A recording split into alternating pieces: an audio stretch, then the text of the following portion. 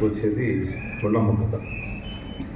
సూర్యకాంతం అంటే జస్ట్ వెంటనే ఇమాజినేషన్ ఏంటంటే గుండమ్మ కథ. గుండమ్మ కథ సినిమాలో మరి ఎలా సృష్టించారో ఆ సినిమా ఇప్పటికి కూడా చూస్తామంటే నిన్ననే తీశారా మొన్నే తీశారా అనిపిస్తాం.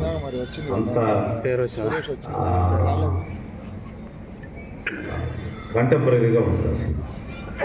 దాంట్లో ఎన్టీఆర్ గారి నటన, సావిత్రి గారి నటన, నాగేశ్వర గారు, జమున, పెద్ద టీం అది. మొత్తం మా తెలుగు సినిమాను చూడాలంటే గుండమ్మ కథ చూస్తే ఆ వైభవం, తెలుగు సినిమా వైభవం కనిపిస్తుంది. ఒక్కొక్కళ్ళు ఒక మహానటులు, వాళ్ళందరూ కాంబినేషన్. దాంట్లో గుండమ్మ కథలో హీరో ఎవరంటే సూర్యకాంతం గారు. అంత ఆ నటనా చాతుర్యం అంత గొప్పగా ఉంది. చాలా అనేకమైన సినిమాలు ఉన్నాయి.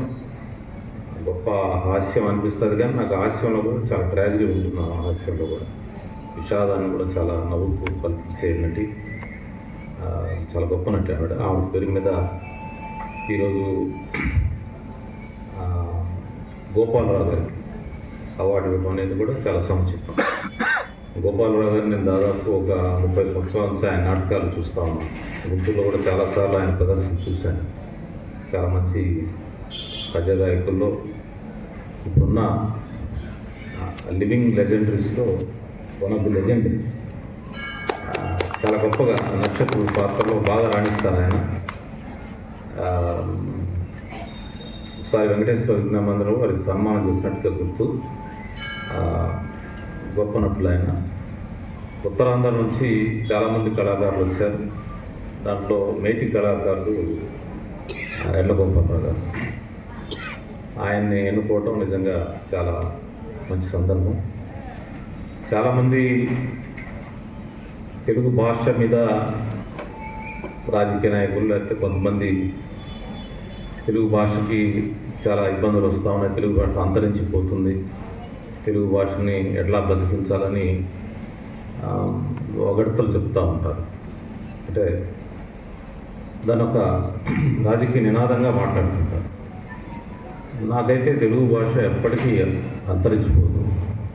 ఎందుకంటే ఈ భాషను మాట్లాడేవాళ్ళు సుమారుగా 17 కోట్ల మంది ఉన్నారు మొత్తం ప్రపంచంలో. 17 కోట్ల మంది మాట్లాడుతున్న భాష అంత తేలిగ్గా పోతుందా? తర్వాత రోజు నిత్యం అనేక సినిమాలు, అనేక నాటకాలు, అనేక డ్రామాలు, అనేక పుస్తకాలు, అనేక సాహిత్య సృష్టి, అనేక సాంస్కృతిక కార్యక్రమాలు, జానపదులు, అనేకమైన మన చుట్టూ ఉందంతా తెలుగు. మనం ఏదో బ్రతుకు తెలుగు కోసం మాట్లాడే ఇంగ్లీష్ వచ్చి మనం ఏదో డామినేట్ చేస్తుంది, అది చంపేస్తుందని అనుకుంటే అది తాత్కాలికమే, కానీ అది శాశ్వతం కాదు. అందులో తెలుగు భాష బ్రతకాలంటే చాలామంది చెప్పే సభల్లో మాట్లాడేది, లేకపోతే రాజకీయ నినాదాలు చెప్పేది నేనైతే నమ్మను. వాళ్ళ దాంట్లో కొంత అతిశయోక్తి ఉందనేది నాకు నా కంప్లైంట్.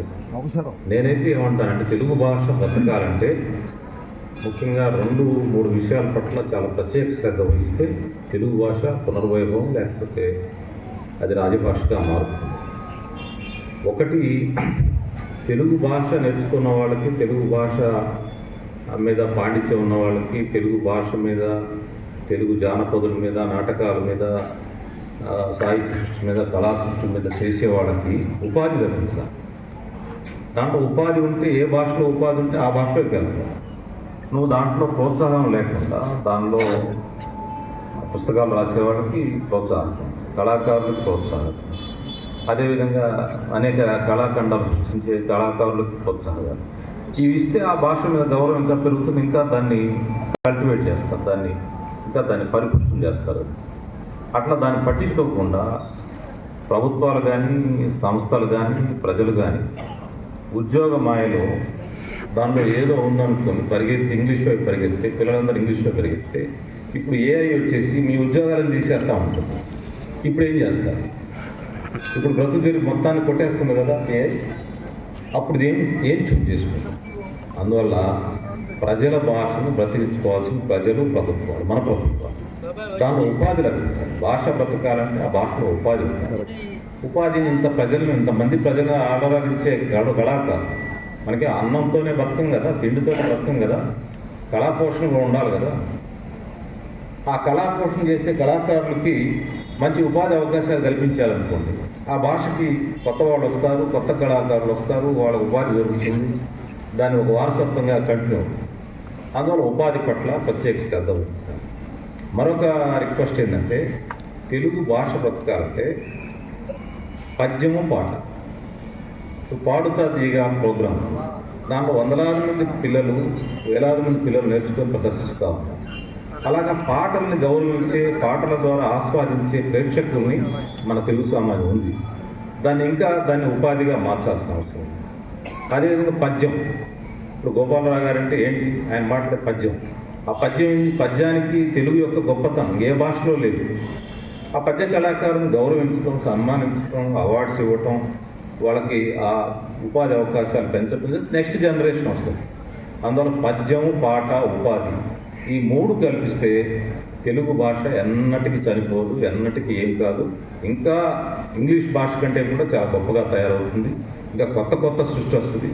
ఆ సృష్టి మీద ఇంకా ఈ భాషలో ఇంకా జ్ఞానం పెరుగుతుంది, ఇంకా కొత్త జనరేషన్ అందుకుంటుంది.